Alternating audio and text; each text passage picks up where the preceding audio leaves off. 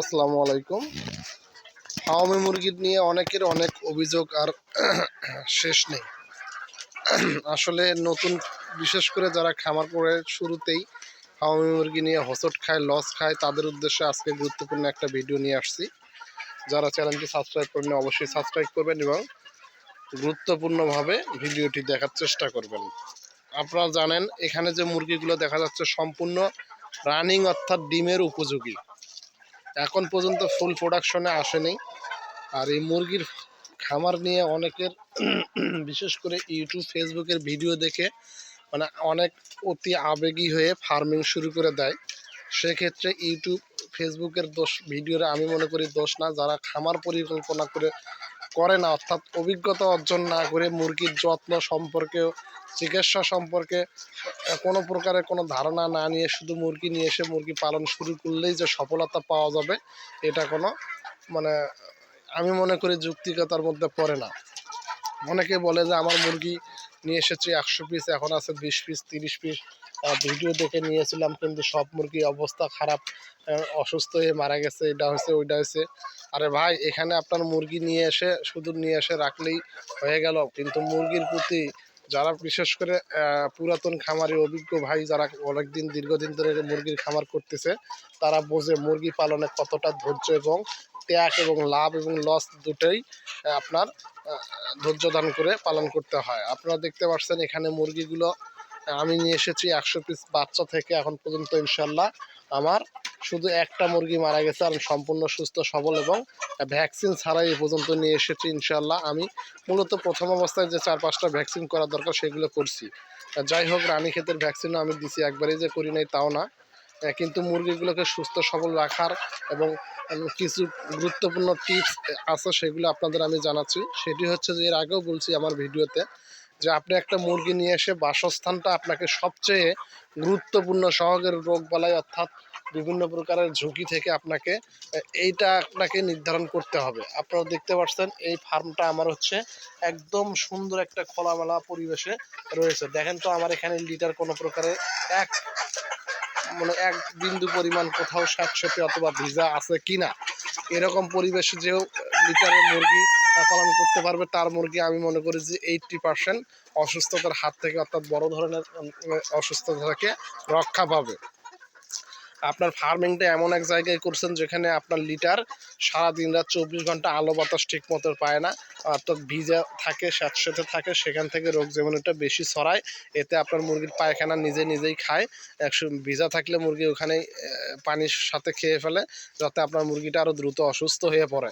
এই পরিবেশটা মানুষের যেমন একটা ভালো পরিবেশে থাকলে মানুষের সুন্দর চেহারা, স্বাস্থ্য ভালো, সব কিছু হয়। আপনারা তার প্রমাণ হিসেবে দেখবেন যারা গ্রামে বসবাস করে তাদের একটা অবস্থা, যারা শহরের পরিবেশে বসবাস করে তাদের একটা পার্থক্য আলাদা আছে। যাই হোক, মুরগিরও একটা পরিবেশের সবচেয়ে মূল একটা প্রধান কারণ, এটা আপনারা নতুন পুরাতন সবাইকে বুঝতে হবে।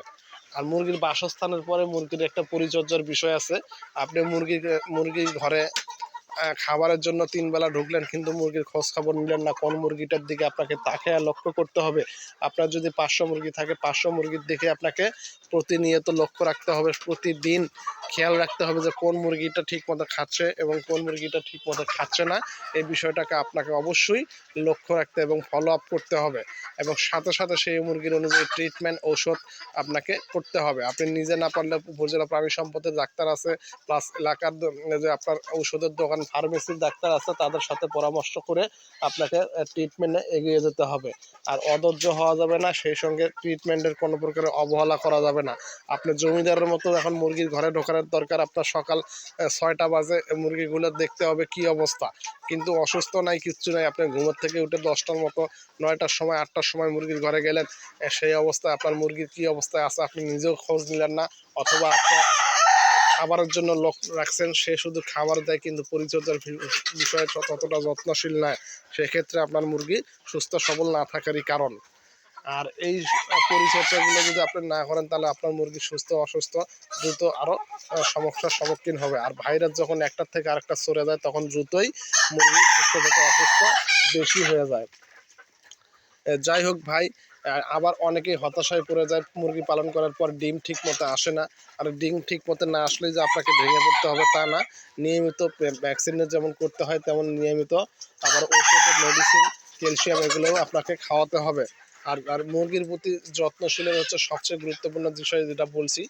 সেই সঙ্গে আপনাকে খাদ্যের একটা বিষয় আছে, কোন খাদ্য বয়স বাড়ার সাথে সাথে আপনাকে খাদ্য ঠিকঠাকভাবে দিয়ে যেতে হবে এবং খাদ্যটা আপনি পরিবর্তন হুট করে করা যাবে না। হুট করে খাদ্য পরিবর্তন করলে আপনার মুরগির পায়খানার সমস্যা হয়ে যাবে।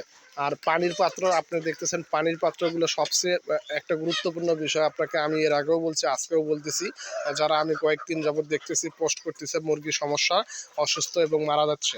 আসলে ভাই শীতের দিন হোক আর গরমের দিন হোক, পানিটা আপনাকে সবচেয়ে গুরুত্বভাবে প্রয়োগ করে অর্থাৎ ব্যবহার করতে হবে। শীতের দিন হিসেবে পানি একটু হালকা গরম করে, অতিরিক্ত ঠান্ডা পানি না খাওয়া দিতে হবে। সেই সঙ্গে আরেকটা বিষয় হচ্ছে পানিগুলোকে অবশ্যই আপনার পরিবর্তন করে দিতে হবে। তো মানুষের যেমন খাওয়ার জন্য পরিষ্কার পরিচ্ছন্ন একদম নির্ভেজাল পানির প্রয়োজন, মুরগির জন্য এবং ময়লা আবর্জনাযুক্ত পানি ছাড়া, অর্থাৎ পায়খানা মুরগির খাবার দিলে পানির ভিতরে যেন না যায় সেই বিষয়টা লক্ষ্য রাখতে হবে এবং পাল্টা দিতে হবে। 3 বেলা 4 বেলা যখন সময়ই পানি দেন, পানিটা যেন পরিবর্তিত করা যায় সেভাবে করতে পারবেন। যাই যত্ন কেয়ারফুলি সব কিছু ঠিকঠাকভাবে যদি আপনি মেনটেন করতে পারেন, ইনশাআল্লাহ আপনার মুরগি কোনো সমস্যা হবে না। যাই হোক, আমার অভিজ্ঞতা থেকে কিছু কথা আপনাদের জানিয়ে দিলাম। তারপরে যদি কারো কোনো প্রশ্ন থাকে এবং নতুন খামারি হিসেবে যদি কারো কোনো বীজ, ডিম এবং বাচ্চা লাগে, বুকিং চলছে, অবশ্যই আমার সাথে যোগাযোগ করবেন। ফার্মি মুরগির অরিজিনাল আপনারা দেখতে পাচ্ছেন, একদম এগুলো অরিজিনাল ফার্মি মুরগি। যদি কারো লাগে, পারিবারিক ডিমের চাহিদা বা বেকারত্ব থেকে মুক্তভাবে নতুনভাবে খামার করতে চান, তারা অবশ্যই আমার সাথে যোগাযোগ করবেন। ইনশাআল্লাহ সততার সহিত বাচ্চা এবং বীজ ডিম দিয়ে থাকি। আজকের মতো ভিডিওটি এখানে শেষ করতে যাচ্ছি। সকলকে সুস্বাস্থ্য দীর্ঘায়ু কামনা করছি। আসসালামু আলাইকুম।